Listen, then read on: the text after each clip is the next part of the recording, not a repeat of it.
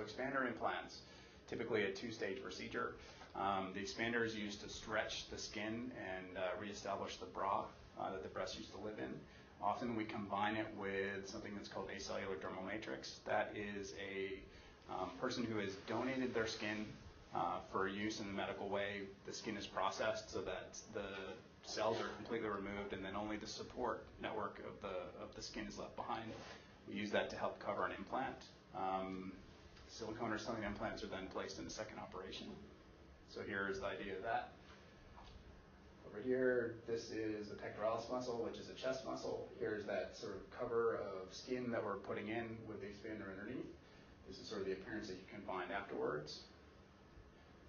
So expanders, what are the advantage? You don't have additional scars. The hospitalization tends to be less than if you have the more advanced reconstructions, as is the recovery. You get to participate in the reconstruction because you can select the size. It requires less surgical skill to do.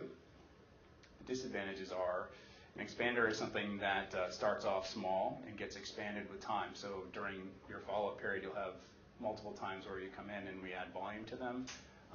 It's very difficult to match in the appearance of a natural breast. They have a very different texture. Short-term problems can be related to infection. Long-term problems, once they're switched to implants, can be rupture, and this is a picture of that showing, ruptured silicone implant. People always ask about saline versus silicone. Really, the short of it is silicone feels probably a little more like breast tissue. It does not completely feel like it. There's not really any data right now that suggests that one is better than the other. So here's an example of a woman who is going to undergo bilateral mastectomies. This is her after the first stage. So this is the mound procedure. The nipples have been removed, the breast is removed, and a tissue expander was placed and is now expanded. And she's about 3 months into this with the expander ready to be exchanged to a permanent implant at the second stage. This is her at the second stage, and we've also done a nipple areolar reconstruction for her. Okay. And then after a tattoo, and you can see that it's a pretty good illusion for her breast. It's not her breast, but it's not bad. I'll comment on direct implant as that's becoming more available. It's reserved for selected patients who we know are going to have good preservation of their breast skin. It's really dependent on the general surgeon. If the surgeon doesn't leave us with ideal skin, sometimes it's not possible to go direct to an implant. I will say that often patients are going to want an adjustment to the procedure, and so if they do, a traditional tissue expander and implant may be a better option. And this is a woman that has nipple-sparing mastectomies who's going to undergo that. Again, the implant's put behind the muscle. It's covered by the alloderm, or the acellular dermal matrix. And this is her afterwards, and that's one operation. So she's done very well, but that's not necessarily the norm. Okay.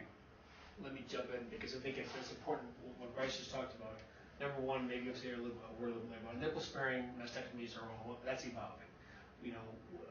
The breast mound, actually most of us can do a very nice breast mound, but the nipple actually is very difficult to do.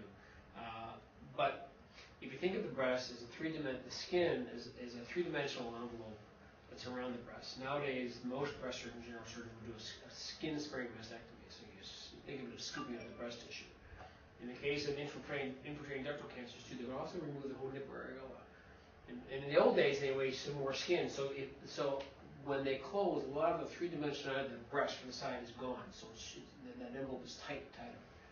And if you go and put an implant in and try to make it the same size like the space in Dr. McCain did, it looks great. But if between the fact that prior to nipple sparing, doing that would lead to almost certainly a higher risk of either having to make the patient smaller, or the skin can actually die.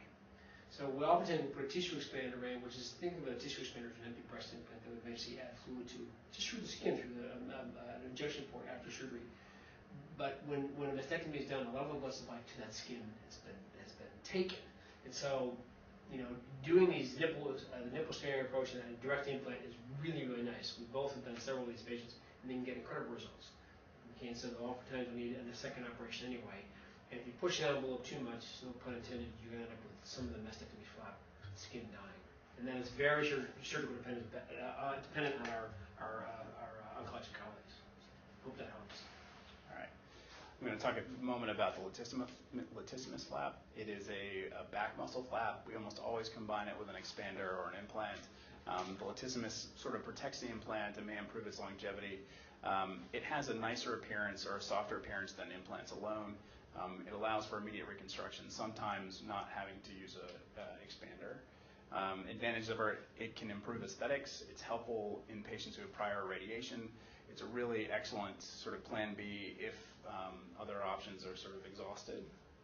Problems with it, it requires an implant. It involves a scar in the back. It's a longer recovery. There's more operative time, as we often have to change position of the patient during the procedure. Here's an idea of that, the picture of it. So this is the back. We're going to take it with a little patch of skin from the back. We bring it around to the front, and then we can do the reconstruction. And here's an example of a woman who had a prior breast implant reconstruction. She developed capsular contracture, which is a firm scar that forms around the device on the inside of the breast, and this occurred after radiation. And I think you would agree with me that that doesn't look very much like a breast. So we're going to borrow some muscle and skin from her back, and this is her before her nipple reconstruction. And so we've got the mound down, and then she would go on to do the nipple reconstruction. Here's another lady. She had breast conservation therapy, and if you look, this side doesn't look anything like that side. There's a huge segment of tissue that has been removed from the upper portion. The nipple's in not very good position, and so the latissimus can be very useful to help improve those things and soften that. And so she has a much improved contour here.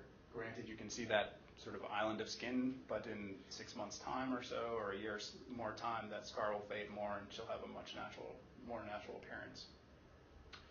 So the abdominal free flaps, everybody wants to talk about these because they're the tummy tuck flaps. And it's an autologous reconstruction that uses tissue from the woman's abdomen.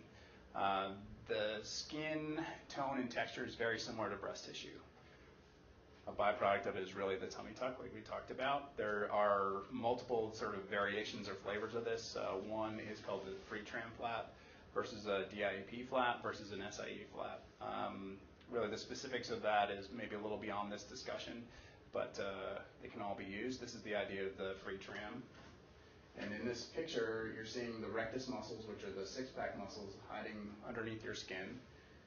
Here, we've taken out a section of that muscle with skin. So this whole skin island here and this patch of muscle are then removed and then transplanted and sort of reattached to the blood vessels in the chest. Okay. Before we go beyond this picture, though, so this flap of skin, that's very much like a tummy tuck, is supplied by little blood vessels that run out through the rectus muscle into the thing. And those are the perforators that we talk about in the DIP flap. The majority of women that have the tummy tuck flap in this country still have a tram flap, but not even a microsurgical tram flap. Most plastic surgeons don't do these. They actually cut the muscle down here, and they take the whole muscle, the whole rectus muscle is harvested, and we tunnel it up so the blood supply is actually coming from here all the way down and up. So you're actually, on the one side reconstruction taking the whole rectus muscle, and on the bilateral reconstruction taking both rectus muscles. So these muscles are muscles that help you get out of bed, they can do sit-ups and stuff. So it's a pretty morbid operation, as I said. The side effects are pretty significant: bulges, and hernias, and weakness and stuff. So that's a pedicle tram flap, non-microsurgical. Most plastic surgeons have the ability to learn this. They learn it in training. A bunch of the smaller number of us do microsurgery and do the free tram, but the DIAP, which Bryce will get to now, is a further refinement of that. But they all end up with a similar scar, and that scar is similar to a tummy tuck, but you'll see how things look eventually.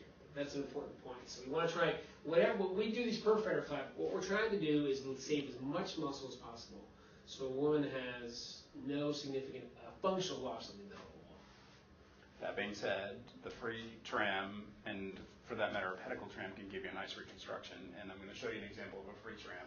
This is before, this is after. And so she has a really nice reconstruction with that procedure. And even though he and I tend not to perform them, in some patients it is the option. Okay.